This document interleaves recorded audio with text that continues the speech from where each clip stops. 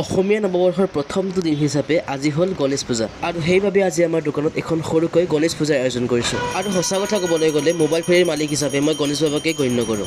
গণেশ পূজা বাৰু এনেকৈ শেষ হৈ গ'ল, কিন্তু ইহঁতে প্ৰসাদ খোৱাত ব্যস্ত। আৰু এইফালে দোকানৰ পৰা ঘৰ আহি দেখোঁ আমাৰ মাইনাই আকৌ যিটো গলত ব্যস্ত।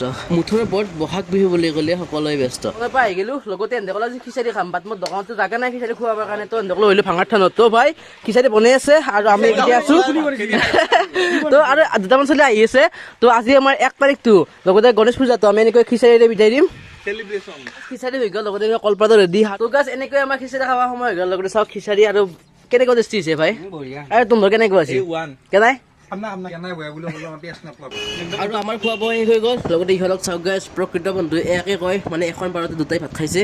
আৰু ইহঁতৰ কাৰণে, মানে ইহঁতৰ জড়িতৰ কাৰণে এটা লাইক, এটা কমেণ্ট, লগতে ফ'ল' আৰু ছাবস্ক্ৰাইব কৰি দিব।